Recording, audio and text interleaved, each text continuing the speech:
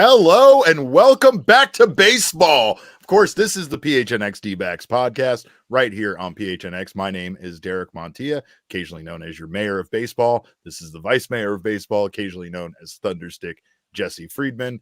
And boy, did it feel great to be back out at Salt River Fields today, watching a bunch of guys throw balls around. It was fun. It was great, Jesse. Watching those PFPs, watching everything that we had to watch these guys get to do today. It was great, even though it was not nearly enough time to be back out there at Salt River Fields watching the Diamondbacks getting ready to play some baseball this spring. It is truly amazing, like, how much joy, people like us can take from, like, pitchers doing PFPs, like, just pitchers, like, running, like, a fake batted ball, and they're darting over to cover first base and whatnot, Mhm. like, the most basic of things that you'll ever see on a baseball field from pro athletes. But yeah, it was great being out there. The weather was lovely. I'm really hoping that I didn't get totally fried. Sunburn will be Yes. part of the Jesse needs some programming for sunblock myself for sure. tomorrow. Yeah. I am very Yep. white. But yes, day one was a success all the way around. A lot of fun to be able to see, see the players again. See Torey, talk with him for a while. We talked with Zac Gallen. We talked with Paul Sewald, both of those guys for a while. Just a fun day at the ballpark all the way around. Ski, of course, to Connor, and ski to you all. And yes, it's still spring training for us too, Jesse. We gotta we have to iron out the kinks. Some things didn't get charged.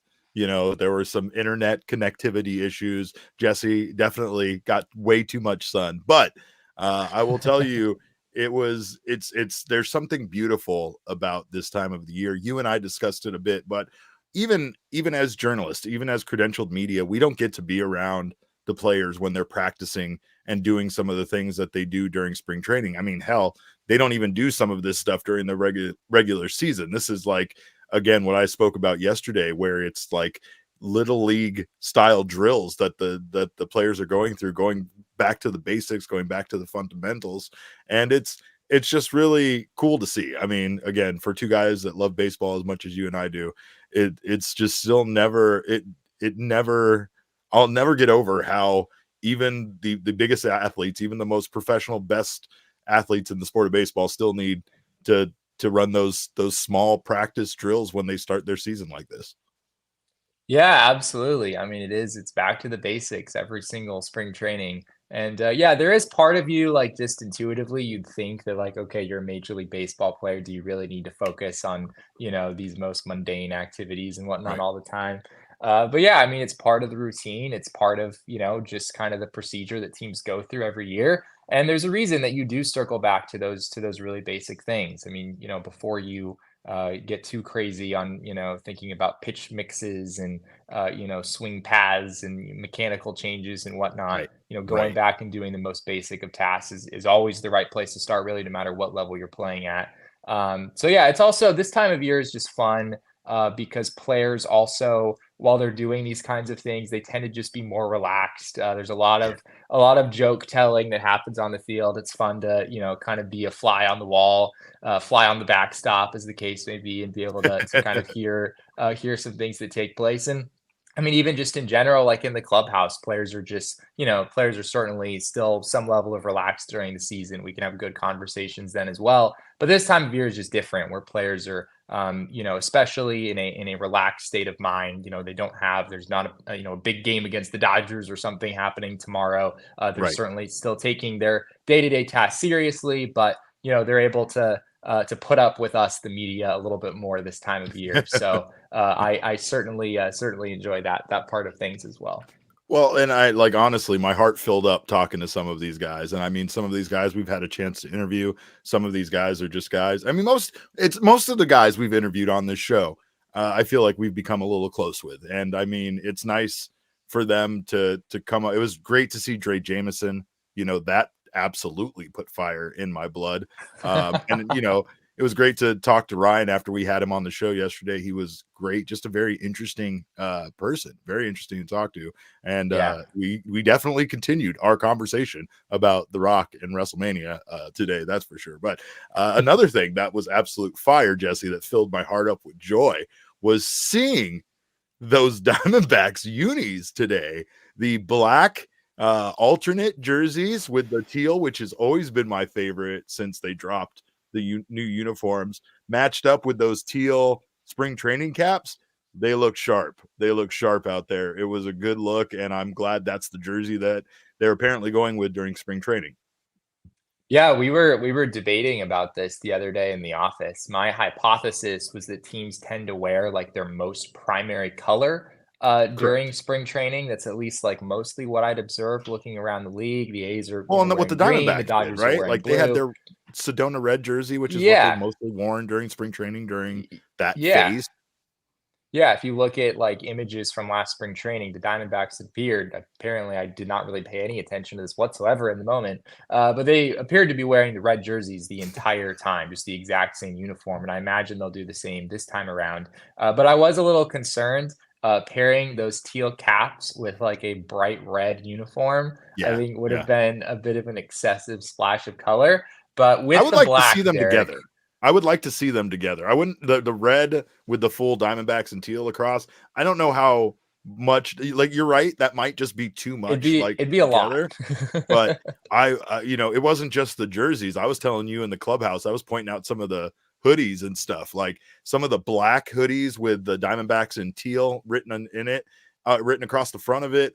Just simple font stuff with baseball, Diamondbacks baseball and such. But I loved it, man. I love it. The stuff is going to be fire this year. I think the one thing that is exciting about it, as someone who is a huge fan of laundry, is that I see a lot of potential for a lot of good designs here. I think we're going to get a lot of good shirts, a lot of good hats out of this color scheme. And I think they're going to be inspired after seeing these guys in the black with the teal trim and the teal hats to maybe venture down that teal road a bit more, because that still seems to be kind of an accent color and not necessarily a primary color. But man, give me more teal because it looks good. It looks good. Salt River Fields looks good though. Everything looked good. They were putting up new beer signs. They were opening up the stores. They were getting everything ready for guys to be out there, for fans to be out there, because before we know it, we'll be watching some games being played out there. But Zac Gallen spoke to Jesse and the other media earlier before I was there, because that was far too early for me to get there. It's way too early.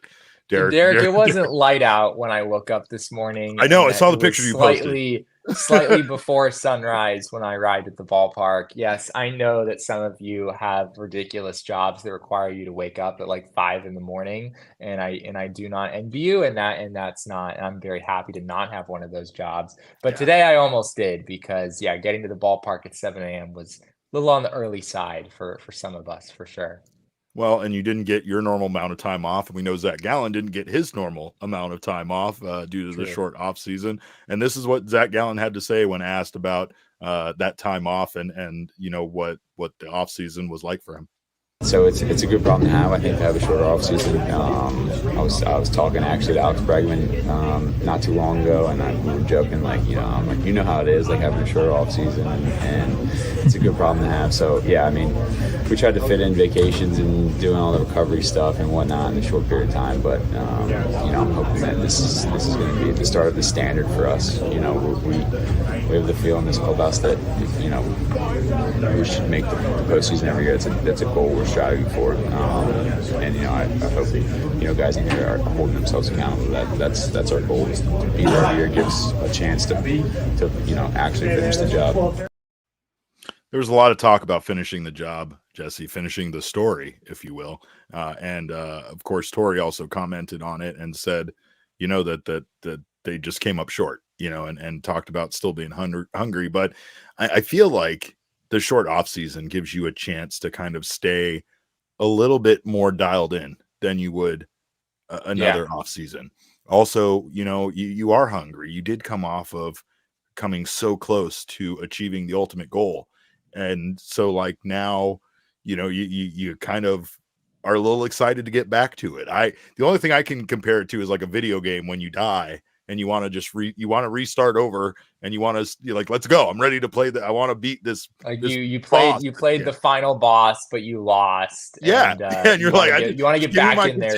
I want to get back in there. I know how to beat him now. It took me a while there to figure out, like, you have to shoot an arrow into his eye and then jump up on the platform and do that. But like, you kind of feel like you have an idea now having gotten as far as you got, that you can accomplish that task and you can get, back there. But you also, I mean, again, the time off doesn't seem ideal. It doesn't seem great to have a short amount of time off, especially for a game like baseball that is so long and puts kind of so many miles on your body over the course of one season. I just think that if there was going to be a year you're going to have a short off season, you kind of want it to be a year where you can't wait to get back to baseball and can't wait to get back to trying to achieve that goal. Yeah, I mean, it seems like there's definitely a sense of hunger in that clubhouse of, as you said, wanting to kind of get back in that place where the Diamondbacks were as soon as possible. I mean, obviously that's a ways down the road, but trying to put themselves in position to get to that place again. Torey talked about how there's around 90%. Zac Gallen talked about this as well. There's about 90% of the full roster that's expected in spring training out there already, talking position players along with all of the pitchers and catchers. So there's a lot more guys out at spring training now than are necessarily required to be there. Granted, the Diamondbacks are not the only team in that position. I'm sure if you go to other spring training sites, there's a lot of position players rummaging around at all these places. But I think particularly this year for the Diamondbacks, there seems to be a hunger. There seems to be a real desire to get back in there and get back to work and try to kind of right the wrong at the very end of the season for everything that was so fantastic about the 2023 season for the Diamondbacks. They did fall a little bit short. And, I think a big theme from today was just trying to not be complacent, not just expect that you're going to get back to that place by default because you made some offseason additions or whatnot. This team seems to be ready to put the work in to get back to that place. I like that mindset too. The mindset was, especially going into the 2024 season, that nothing of what they did last year carries over to this season. Yeah. Not just because they accomplished the feat that they accomplished and they won the National League last year doesn't guarantee them a single win in 2024. And that is the mindset that you need to have coming back off of it. But I do feel like you need to also kind of stay hungry and know how good you are, right? Like, now how far you can make it, how things can go once you reach that postseason. And once you start playing teams in a situation where, especially like the Diamondbacks, were like they had no business being there. So all the pressure was on the opposing teams. And that's going to change this year for this team. This team is going to have a target on their back a bit, and they aren't going to be, the underdog that they were in 2023. But Zac Gallen definitely wants to go out there. He wants to continue to pitch. And I know Torey talked about having a little conversation with Zac and Merrill about maybe letting Torey pull him out of the games a little easier and whatnot. But Zac discussed the innings that he had put on him, right? Is that what the other clip that we have here is? Yeah. We have another clip of Zac talking about his innings load last year, which was enormous. I think it was 243 and 2/3 innings if you count the postseason. We have another clip of Torey talking about this as well. But here's what Zac had to say about the innings total and some of the conversations that have been had going into this year.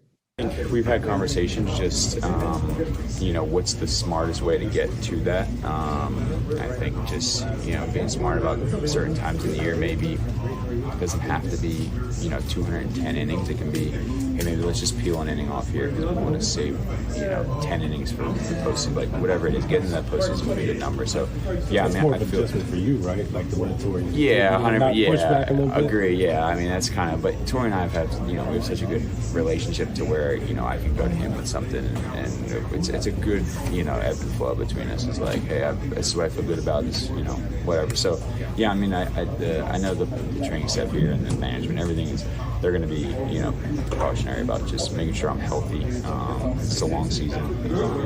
Just throwing 200 innings doesn't really win you anything. You got to throw quality 200 innings. So, yeah, I'm excited. I feel like a pretty good off season in terms of trying to be healthy and get stronger and get better.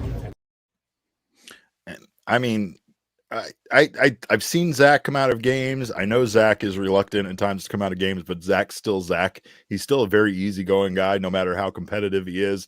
So I feel like removing Zac from a game is probably a little easier than removing Merrill Kelly from a game. But the one thing here is that Torey at times has been questioned a lot about his managing. And that comes to pulling starting pitchers from games at certain times, leaving them in.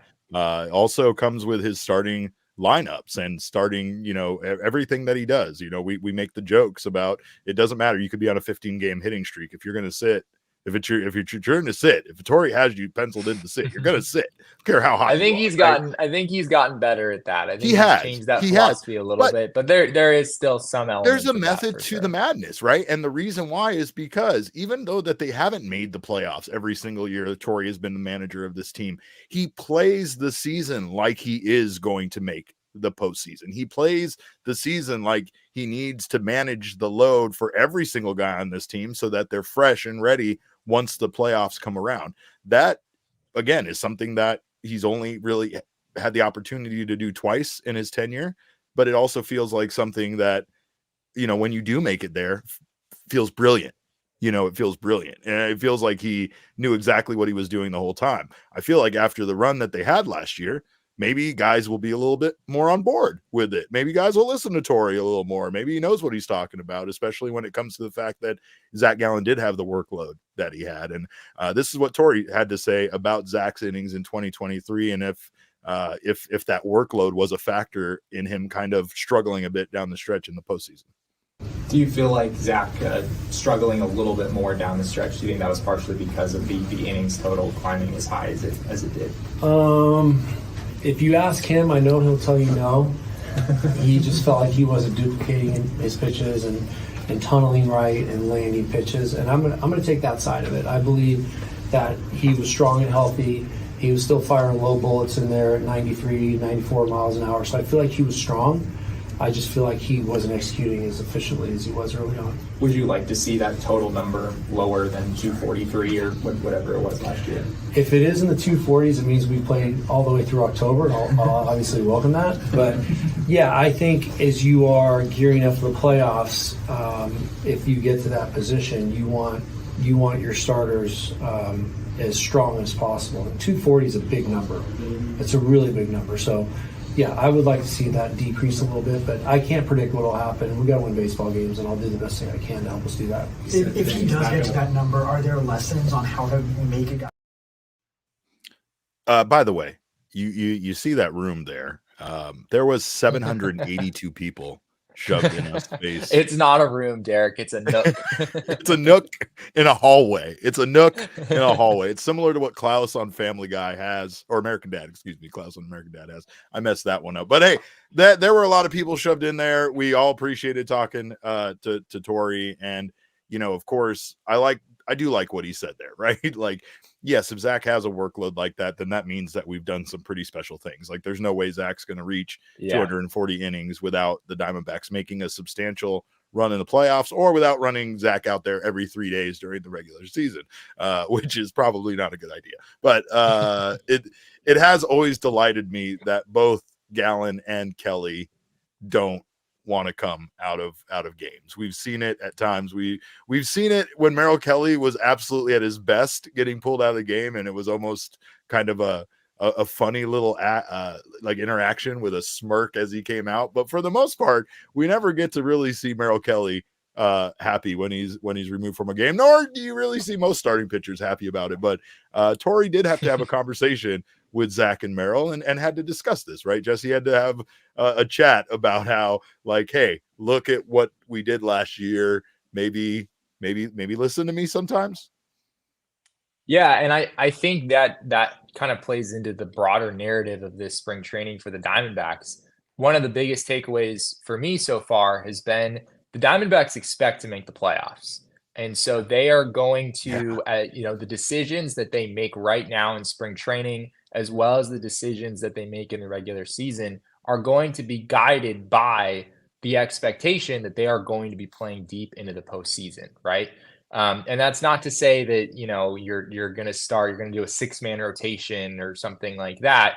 But it sounds like Zach and Merrill, the D-backs might back off them a little bit in the early part of spring training. I think Torey said in passing that we might see them at the beginning of March at some point. Yeah. So, Yeah. you know, the first week or so of games, you might not see those guys pitch, which certainly makes sense. And yeah, I'll be curious to know where Gallen's innings count lies for the regular season. You know, if he is able to stay healthy, how much lower than that 210 mark that he was at last year in the regular season? How much lower than that is he during the regular season this year?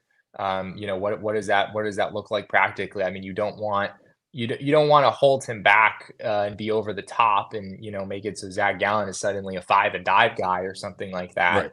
Right. But it does sound, I mean, you know, you heard me there asking the question, would you like to see that number lower? My expectation is that even if the Diamondbacks do go all the way to the World Series, they probably do want that number to be lower in 2024 in any scenario. You know, as you heard there, neither Torey nor Zac are necessarily chalking up his struggles toward the end of the year on the innings count and, you know, the workload that he had accumulated up to that point. But I think us as outsiders, you know, who watched him pitch down the stretch, you know, a lot of times when you are tiring out, it's not necessarily a velo drop. It's a command issue. You know, it's a pitch execution issue. And I think we did see some of that at the end of the year. If I'm the Diamondbacks, I probably do want to see that innings total come down a little bit in 2024. And I suspect that the Diamondbacks and Zac probably do as well. Some important things to address. They did say that Zac Gallen and Merrill Kelly are fine. They are healthy and they are strong. Yeah, for sure. And that there's no reason other than the short off season and the workload that they both had last year to not start them until March. So if you don't see that, that's the reason why. Again, there's nothing really that they're playing for. You know, these guys aren't, you know, battling for a position or anything like that. But you know, another thing here is that Merrill and Zac are both guys that the Diamondbacks, you know, absolutely need to win games, right? And there's a balance there, but they also want to rest them. And Torey addressed this in talking about, you know, the conversations he had with both of those guys. But like, there is something to be said about what you discussed earlier. They cannot just assume that they're going to be back to the playoffs next year. And Torey, as a manager, needs to balance, you know, utilizing his two strongest starting pitchers and also making sure he kind of has that end goal in mind. You know, it's a balancing act. But here is what Lovullo had to say about his conversations with those guys.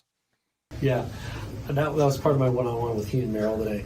And I love how they never want to come out of games. I think, you know, just giving them the ability to go out there and compete. And when it's time, they gotta trust there's a decision that's being made that's never easy. But I have to be mindful of the team over the player. So yeah, Zac and I, he's got a great method with me, and I've come to understand both of those players very well. Do you believe him that he's not going to push back as much? No, I don't. He walks off the mound and he'll hand me the ball, and when he doesn't want to come out of the game, he says the same thing every single time, and it tells me how unhappy he is. So I have no problem with that. I love competitiveness. I love competitive players, and I love the guy that has the ball the most to be the most competitive guy between the white lines. I have no problem with that pushback. What's he say to you? That's BS. Pretty much every time. We laugh about it. So I don't like to share those personal comments. He doesn't like what I do, but that's pretty funny. Do you feel valid? I mean, he doesn't say BS. He says I like how he clarified. He doesn't say BS. He says the word, and that word is bullshit. And that's the exact thing. I think I use that quite often, Jesse. That's just a general term for me about anything I dislike in life is typically bullshit. But yeah, no, I mean, that's exactly what it looks like Merrill's saying when he's being pulled out of those games. And it is understandable, right? Like, you know, these guys are competitors, and Torey loves that. Torey loves them being fired up. And I mean, they also know that, like, they want to show Torey sometimes that they want to stay in a game. They want to show Torey that even if he pulls them in this moment, that they got that dog in them, you know? And like, I think that's something that is indicative of this entire team. When you talk about position play, like we didn't just see position players out there. You know, we saw guys out there like Jake McCarthy and other guys, but we saw Ketel Marte out there in the clubhouse today. We saw Corbin Carroll come in briefly while he was working out and doing other things, you know, there around the facility. So like, this team is absolutely dialed in, and I think that they are ready for the task at hand, which isn't easy. Like sometimes when you're a team like this that comes up and wins as many games as they did in the postseason and does the thing that they do, there is a little bit of a hangover. Typically, there is maybe a little bit of thinking that you're better than you are potentially, and maybe you just had a good run. I don't know what this team is yet because we haven't seen them perform in 2024. It feels to be the opposite of that, though. It definitely feels like this team is special and that they kind of clicked at the right time. The offseason additions make it more exciting. And I mean, it feels like this team really should be thinking about the playoffs as this season begins. Yeah, I mean, going back real quick to the pitch limit stuff, the innings limit stuff with Merrill and Zac. I think there's a difference between, you know, pitchers understanding in the grand scheme of things that it's good for them to hold back a little bit from time to time versus pitchers like while they're in the moment, you know, in a game, in a competitive environment, and you're telling them that they're coming out of the game. Like I have a pretty good sense at this point. I think Zac Gallen really does understand, you know, in the grander picture, the reason that the Diamondbacks would want to back off him a little bit. But that doesn't still mean that, you know, every single time you go in and you try to pull Zac Gallen out of a competitive environment, he's not going to be mad at you in the moment, right? That's why Torey doesn't believe him. That he's right to not believe them when they say that. Yeah, absolutely. So yeah, I think, you know, even if the Diamondbacks are, if, you know, Merrill and Zac and Torey, they're all on the same page about this stuff, that doesn't mean you're not going to see, you know, some interesting interactions on the mound from time to time during the season. But yeah, to your point, I think this Diamondbacks team certainly is, they're well positioned to make the playoffs, right? I mean, the projection systems have that chance of being greater than 50%, not necessarily a lot over 50%, but over 50%. You know, some of the, I think Pacoda, like we talked about the other day, they have the D-backs as the third best team in the National League, you know, ahead of the Phillies, ahead of, you know, the Cubs and the Brewers and the Cardinals and all those teams in the Central. So yeah, this is a team that's in good position, but there is definitely I think they do need to have some awareness here of like, you know, occasionally teams in the playoffs do catch fire at the right time. And as of right now, I think that's the way the Diamondbacks are perceived. They are the 84-win team that caught fire at the right time. And some people would argue are a team that maybe had no business going as far as they did. And yet they, you know, they were able to get that far anyway. And so, you know, it's not to say that they were frauds or anything like that last year, but they do still have something to prove this season, and they shouldn't be complacent. And it so far looks like they're very self-aware of all of those dynamics. Eric has an interesting question. He said, do you think the D-backs might attempt a 6-man rotation with Henry and Nelson in order to limit Gallen's workload? Probably not. Yeah, I don't think so. I mean, I guess maybe here or there, you know, like spot start situations or whatnot, you know, maybe there would be a turn through the rotation here or there where you wind up with 6 guys. But I don't think that's something they would do regularly. The D-backs do have a decent amount of pitching depth, but I'm not sure they have enough to really confidently want a 6-man rotation. You know, Ryan Nelson and Tommy Henry, those are certainly candidates for that 5th starter spot. I'm not sure you necessarily want to lock both of those guys into starting rotation spots. Of course, injuries can come up, and then you're digging, you know, into your depth beyond that. So I don't think they'd want to do a 6-man rotation, but you know, if the Diamondbacks have an off day here or there, you know, they're probably going to leverage that to get Zac and Merrill, you know, as much rest as they can. Well, we do have more from Torey, but I did want to thank you guys, of course, for your amazing comments, for being here in the PHNX Sports YouTube channel. If you haven't subscribed to the channel yet, make sure to do so now. Sign up for notifications. That way you don't miss when any of our shows go live. Leave us a like. We always appreciate that. If you're listening on the audio podcasting side, we always love those reviews. They definitely help us out. 5-star reviews help us more than anything. Those give little baby angels wings. I'm not sure if you've heard that, but also make sure you're subscribed on the audio side as well. Damon is getting back to normal because he is here in town and he's had a chance to get some illegal Pete's in him. Not enough illegal Pete's, but some illegal Pete's. And of course, Illegal Pete's is the way that everybody should transition back to coming back to Arizona from any vacation that they were on. But from caterings to gift cards, they have everything that you need for anybody in your life, especially on today. It's Valentine's Day, so if you needed to stop by and get a last minute gift card, not terrible idea. Great place to maybe take a date on Valentine's night. I don't know. We're scrambling here. We have to cover baseball, so Valentine's Day means that we get to see Torey. That's what Valentine's Day means to us. But make sure you check out Illegal Pete's because they have the strongest margaritas. So again, makes for a great date night. You can kick the Monday blues with $3 margaritas all day long, or ease your way back into the week with $2 tacos every Tuesday. If you work in healthcare or education, you can take your team to lunch at Illegal Pete's every Tuesday and enjoy buy one, get one free entrees. And don't forget to unwind after a long day at their happy hour, 3 p.m. to 8 p.m. every day. Illegal Pete's, your go-to spot for burritos, buddies, beers, and date night, maybe. Anyway, it's a great place to go, no matter who you're with. Great time over at Illegal Pete's. Also, I will just say ahead. real quick that even if you are like me and Valentine's Day is more appropriately deemed Happy Singleness Awareness Day or Singleness Awareness Day, Oh, you Jesse, can also go to Illegal Pete's and have a great time on the patio. They'll treat you well there, and you can still have a great Valentine's Day all by yourself. Oh, Jesse. Thank you for thinking of the single people out there. I appreciate you. Whether you have a date or you're going by yourself, Game Time does have you covered for all sporting events, concerts, shows, whatever you want to go to. Of course, you can just buy one ticket if you need to. By the way, let's talk about going to any event by yourself. It is not a terrible idea. Going to events by yourself kind of rocks. Going to movies by yourself might be the only way to really go watch a movie. That just might be coming from someone that's been married for over 20 years. But regardless if you're going by yourself or with someone you love, make sure to check out Game Time because it is the place for last-minute ticket deals. Of course, it is the fastest-growing ticketing app in the country for a reason, is because it's got those last-minute deals when you got the FOMO for all of those wonderful events you want to check out. So snag the tickets right now without the stress with Game Time. Download the app, create an account, and use code PHNX for $20 off your first purchase. Terms do apply. Again, create an account and redeem code PHNX for $20 off. Download Game Time today. Last minute tickets, lowest price guaranteed. We did have one last thing, Jesse, from Torey, and that was that Torey Lovullo did in fact receive your ice cream.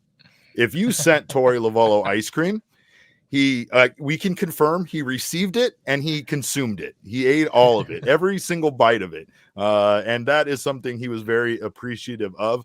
But Jesse, something else he was appreciative of was watching another coach in a championship game not get the job done and have kind of a little bit of understanding, a little bit of perspective watching another coach, how he felt about Kyle Shanahan not getting the job done in the Super Bowl.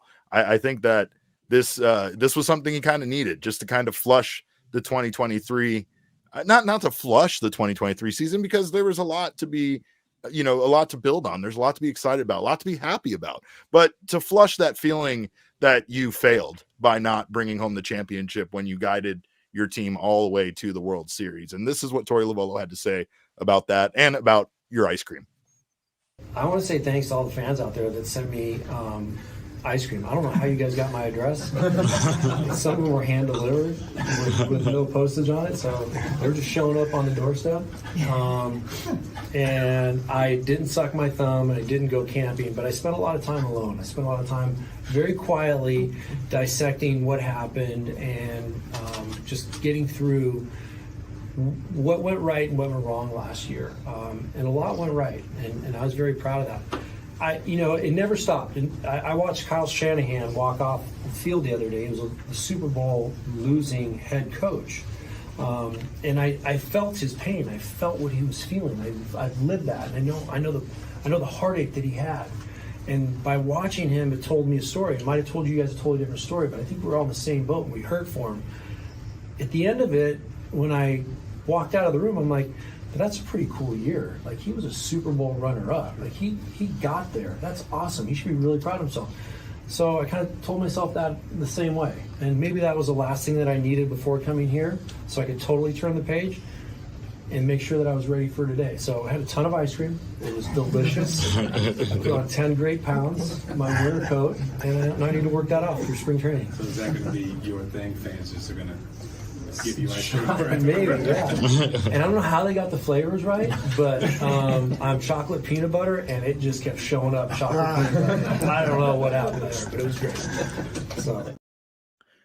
First, we need to address that chocolate peanut butter is absolutely an elite ice cream flavor, like one of the best ice cream flavors known to mankind. When he said that, the look of joy in my face was similar to when Ryan Thompson said the dangerous and connected line on yesterday's. It was like, chocolate and peanut butter, you say? A man, I see a fellow man of class. And, but I will also say that it's, we know Torey talked about not watching the World Series last year, not really wanting to go back and relive it and things, and it did really feel like he should kind of be proud of himself in the same way that he was talking about being proud of Kyle Shanahan. Like, that's something that you did. And even though you didn't obviously bring home the championship, there's still something to feel proud about how much you accomplished, especially with a team that nobody saw getting that far in a million years besides Espo.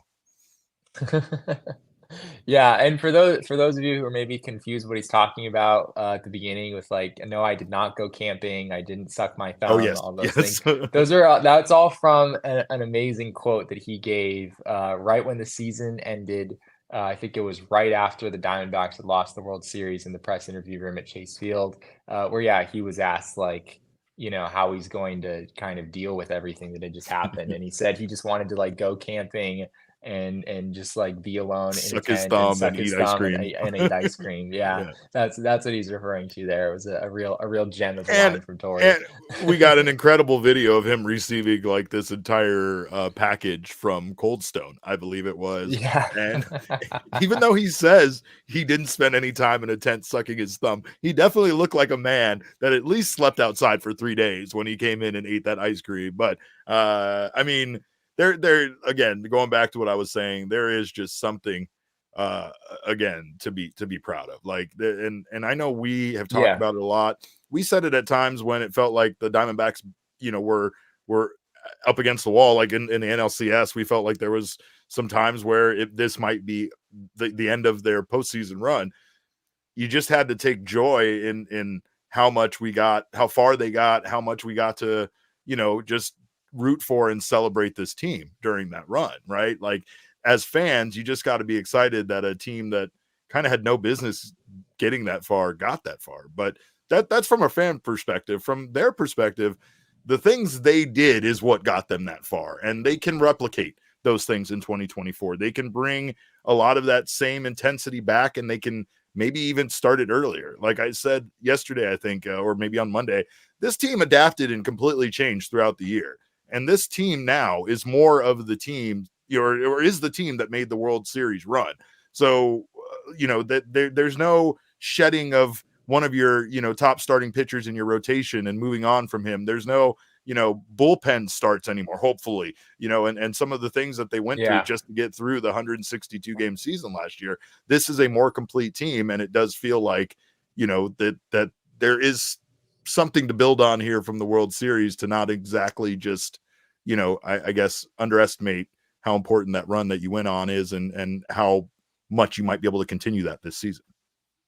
Yeah, I mean, I think looking at this roster that the Diamondbacks have right now, I mean, I know it's hard to see this stuff coming, but I'm not sure I see, like 4 guys on this opening day roster, that might be DFA'd at some point during the season, right? And again, like that stuff is unpredictable. You don't, I don't think we necessarily saw Carson Kelly struggling the way he did. Obviously, he was hurt at the beginning of the season. It was kind of a weird year for him overall. But yeah, I think, the Diamondbacks shot a little bit higher than they have in the past with some of their acquisitions. Right. Jock Peterson coming in, like he's someone I think you can have a good amount of confidence in to be a contributor offensively. Eugenio Suarez, we talked about how Pacoda doesn't love him. Some of the projection systems view him as a slightly below league average hitter, around league average. But even then, the Diamondbacks got really, really poor production from third base last year. So the bar for him to clear is not especially high.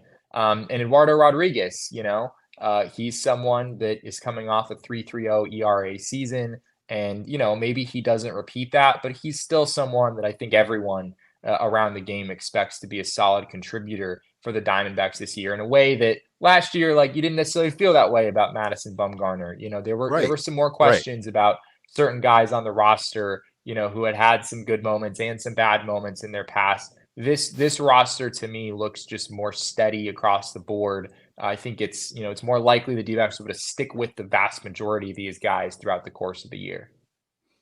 A big part of their postseason run and making the playoffs last year was bringing over Paul Sewald. And we had a chance to talk to Paul today.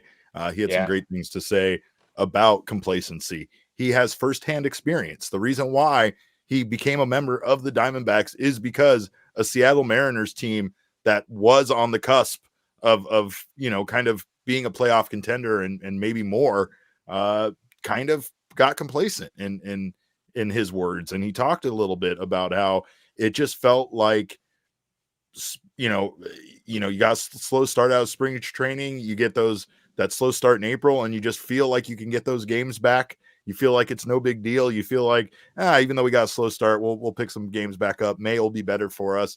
And then you just never really get back on track. And Damon, I switched these clips around. So this is the second clip, but this is what Paul Sewald had to say about that sense of urgency. Not necessarily in spring training, but just, if you don't have any sense of urgency in spring training, and then it kind of continues into the regular season, you just kind of like, it's April, it's no big deal. We can lose a couple games, which you can. You don't want to panic in April, but you still want a little bit of sense of urgency as we get to March 28th. And that's, again, that's it, right? I mean, you can't worry that much about spring training, but like, this is it. This is where it starts. This is where you start that journey. And you kind of have to have that feeling that every single game throughout 162 game season is critical. And it almost was for the Diamondbacks last year. Look at how close they were to not making the playoffs. They lost 2 more games. They wouldn't have even been in the playoffs. Yeah, I mean, I think it was 1 more game, right? Yeah, right. Essentially 1 more game, right? Yeah.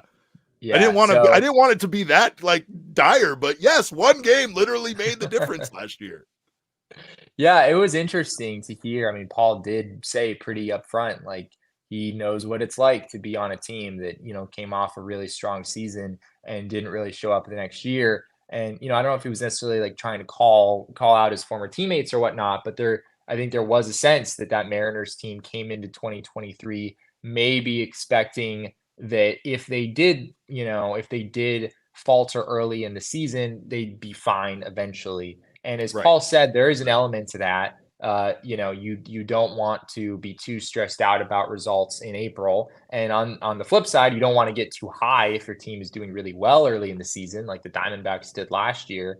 But yeah, you want to have a mindset of like, man, all these games count. We can't just roll out of bed and win, 87, 88 games. This Diamondbacks team is going to have to put their best foot forward in order to get to the playoffs, even though, some of the projection systems really seem to favor them. I mean, really just slightly over a lot of their competitors. Sure. Literally by half a game or less than half a game, right? Yeah. So it's going to be that close. But I mean, Paul Sewald also, he discussed the Dodgers. You asked him about the Dodgers, but like the Dodgers are kind of one of those teams that they don't need to panic about a slow start, because it always feels like at some point they're going to win every game in the month of June or July. And then it's going to all of a sudden go from them being a half a game back in the NL West to having a 14-game lead in the blink of an eye. Right. But that is a team that can just roll out of bed and win, 97 or some odd games. I mean, my God, especially the way they're constructed now. Right. Like, that's insane. Yeah. But you did ask that obligatory Dodgers question to Paul, and this is what he had to say. Ask the obligatory. The Dodgers spent a whole lot of money this offseason. You're kind of newer to having the Dodgers in the division and whatnot. What's your perspective on that? How do you think this team should Yeah, they're going to be really good. I'd be shocked if they didn't win 100 games again. If their team stays healthy, they'll probably win 110 games. Obviously, we showed that it doesn't really matter if you win 110 games. You have to win the last few, and so it'll come down. They have a lot of questions question marks as well as their health. Who is, if they can get all their pitchers healthy in the playoffs, they'll be very dangerous, but they were not last year, and they have some guys with some question marks, and if we catch them at the right time, our team is good enough to beat them even if they're at their best, and that's how we should feel, but we are not going to worry about. He's right. But I also feel like he had to say that part there at the end. Like, the Diamondbacks can beat the Dodgers and have beat the Dodgers. Right. But this particular Dodgers team has not been beaten by this particular Diamondbacks team. So it's going to be interesting to see.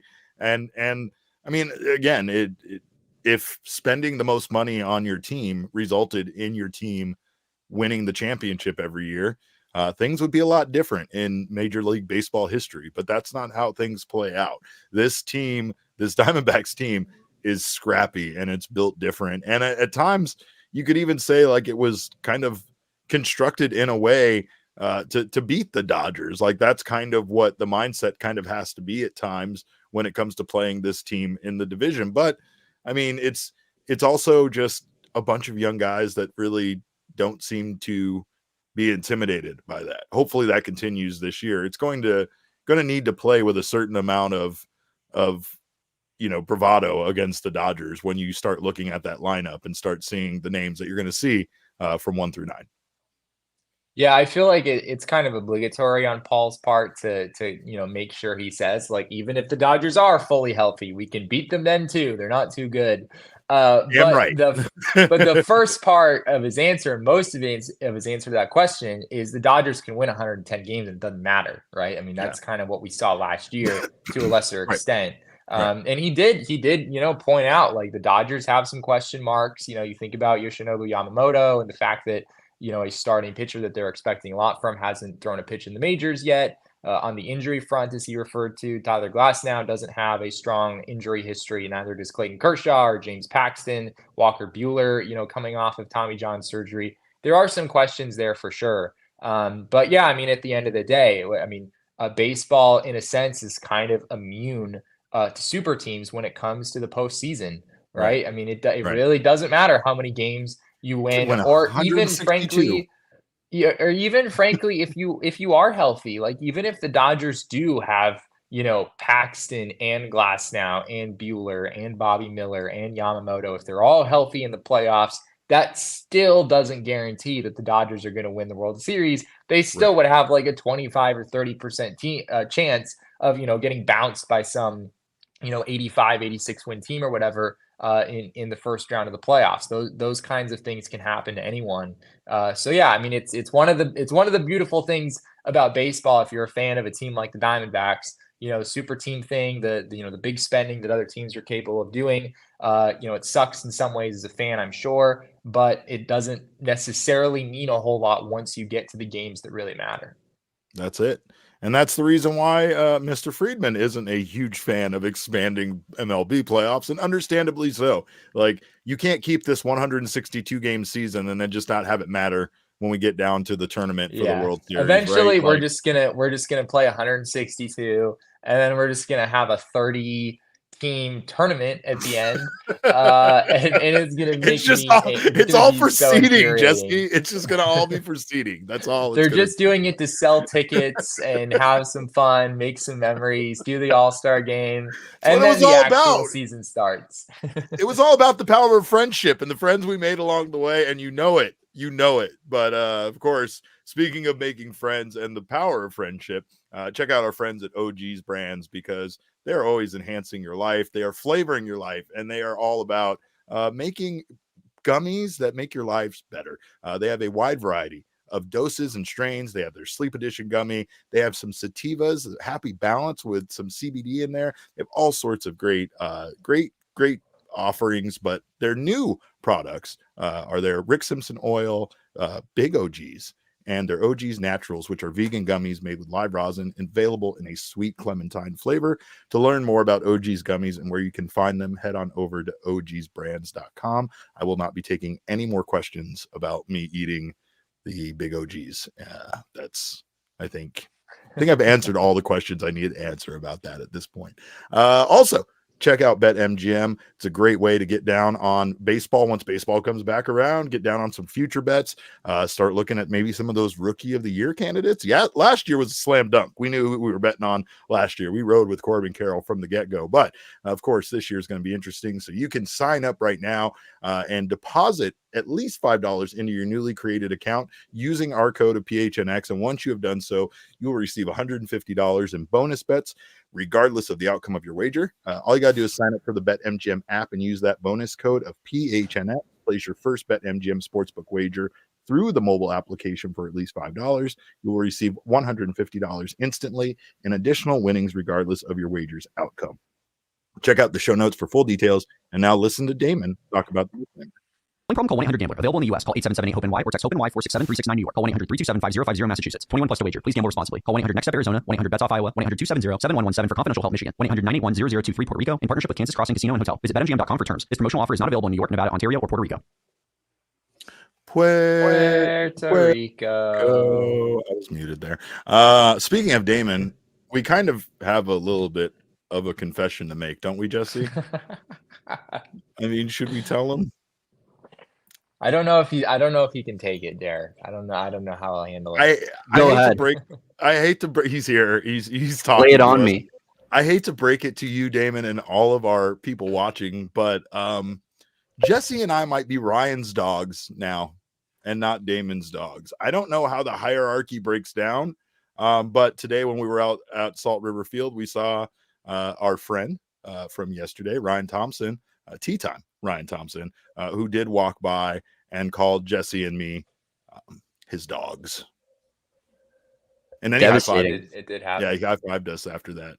Jesse's high five was very awkward. He had his hands in his pockets. He wasn't ready for it. I, meanwhile, am ready to high five at any time, at any given moment. So I was prepared, but I was not prepared to be inducted into Ryan's dogs today on the first day of spring training. I thought we would have to prove ourselves more. Is there any possibility that we can be both Ryan's dogs and Damon's dogs? It seems like a mutually exclusive thing. Yeah, I think so. It does. Yeah. The only what I would explain to Damon is that if at some point Ryan agrees to become one of Damon's dogs, then we would as a result of that also, right? Because we would still be Ryan's dogs, but we would fall under the Damon's dogs umbrella. Yeah, right. See, exactly. Look at us. Look at it's just, we're not in the same room, but we are still connected and dangerous, Jesse. That is for sure.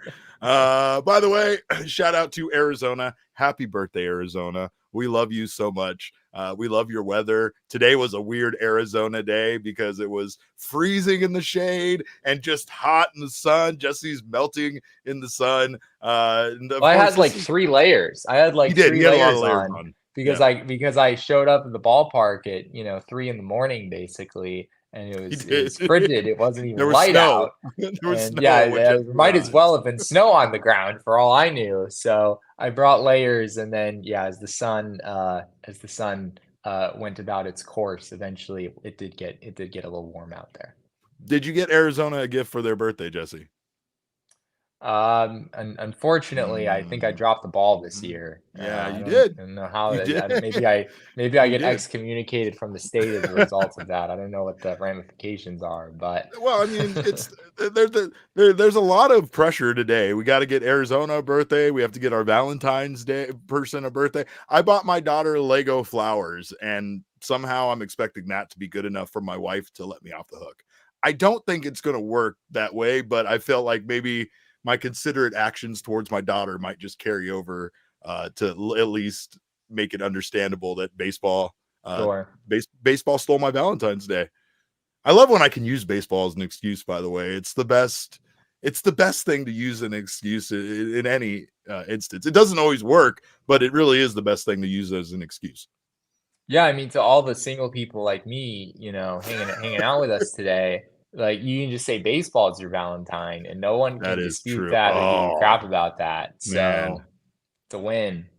We do love us some baseball, so that does actually make a whole lot of sense. But again, shout out to all the single people on Valentine's Day. Shout out to Arizona. Happy birthday, baby. And shout out to Ryan's dogs out there, all of Ryan's dogs, no matter where you are, no matter how far you roam, no matter how loudly you bark. By the way, speaking of traveling Arizona and checking out all the wonderful things Arizona has to offer, right now, Arizona Lottery has their brand new unique ticket promotion called Arizona Adventure, which is all about getting you out there to visit some of these wonderful spots all around Arizona. We're talking about spots like Buffalo Park in Flagstaff, Arizona, Jim Thompson Trailhead in Sedona, Arizona, which if you've never been to Sedona and you live here in the state, what are you doing with your life? Go right now. It's a great time to go out and check out some of these places. The Chuck Huckleberry Loop in Tucson, Arizona. I know Damon is a big fan of the Chuck Huckleberry Loop down there in Tucson, but all of these destinations, he has to be. All of these destinations How could you not be? Yeah, right. That's exactly what I was expecting to hear. This promotion is all about celebrating state pride and the uniqueness and beauty of Arizona. State 48 on its birthday, especially today. So what you can actually do is like a geocache situation. You can visit azadventure.com for details and directions, but you can check in at these destinations and you can have a chance to win up to $1 million in cash and Arizona travel prizes. So do not miss out on this opportunity. Visit azadventure.com for more information on how you can take an adventure with the Arizona Lottery and for a chance to win $1 million in cash and Arizona travel prizes. Also, speaking of money, speaking of having a little bit more money, and speaking of this great state of Arizona, Desert Financial has been Arizona's largest, most trusted local credit union for more than 84 years. So if you need a place for you to go and trust who is going to put your financial future in the hands of someone you can trust, they are all about their community and sharing success with their members. You can look to Desert Financial for checking and savings accounts, mortgages, loans, credit cards, investment options, and so much more. They got me started on my home ownership journey, and they can help you out as well. When you open a free checking account online, get $200 in bonuses. Get started by visiting desertfinancial.com/200.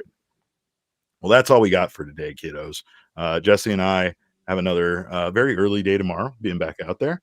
No pre-workout media availability, but we will be out there to watch all those pitchers and catchers doing their thing.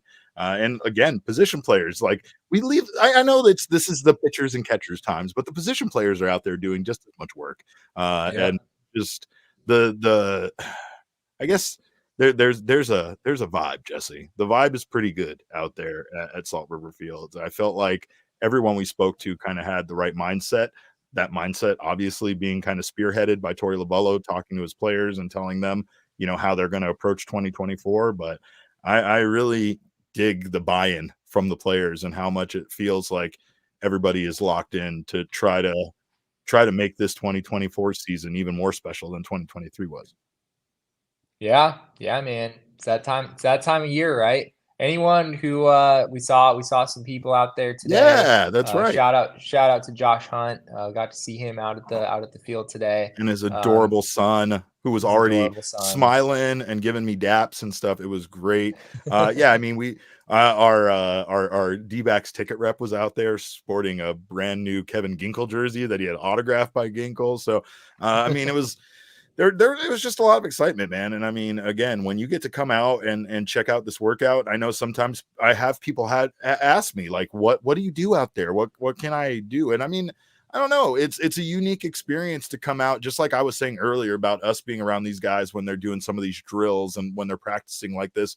We don't get this opportunity during the regular season. This isn't something we typically get to be around. It's a fun time to see these guys getting themselves prepared and getting ready for the season. So if you have a chance, make sure to come on out to Salt River Fields. The access, I feel like, is just unprecedented. And I mean, again, Torey was out there signing autographs and chatting with people, and Zac Gallen stopped by, and I mean, everybody kind of gives the fans some love. There weren't even a lot of people out there. Like, it wasn't extremely crowded. So if it's also a situation where you might be concerned that there's too many people out there, I don't worry about that. Come on out. This team would love to see the support, and I know that's something that's going to be big this season to fill up that building and to show these guys the love they deserve for what they're trying to do and what they did almost do in 2023. Yeah, it gets even better too once like all the position players are out there. Again, pretty much all of them are out there, but they're not doing as many organized drills that you could watch right Yeah, now as they that will be in a starts few Monday, days. right? Yeah. Yeah, I think yeah, that sounds right. Monday would be when the first full squad workout. And yeah, at that point there's a lot more stuff to see and walk around and do. So yeah, but really at any time you can't go wrong. Right now, as you said, there weren't a lot of people out there today. If you showed up and you wanted a Torey Lovullo autograph, you probably could have gotten it. Yeah. That Yeah. there were not that many people there. So yeah, the access is great. I know some people say it's maybe not quite what it used to be, but in my mind, still totally a valuable experience if you're a big fan of this team. You know what I will say about it not being what it used to be? It was kind of wide open.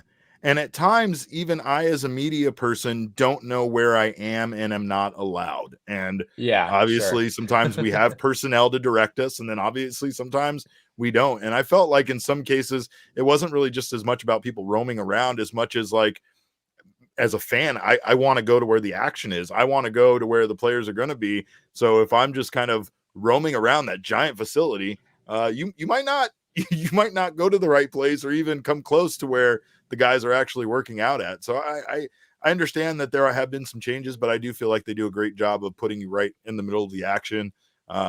Today, where everybody was at is the exact spot where we were all day. We were either watching, I think it's that field 1 or whatever they call that field we were at, and then over there where the pitchers were kind of tossing DPs. So again, come out if you want to see these guys, if you want to get those autographs. Great time to do it. And as the season progresses, even as spring training starts and games start going, it's only going to get a little harder to get access to some of these players. So Yeah, make sure if you're a fan here in Arizona that you take up that opportunity to do so.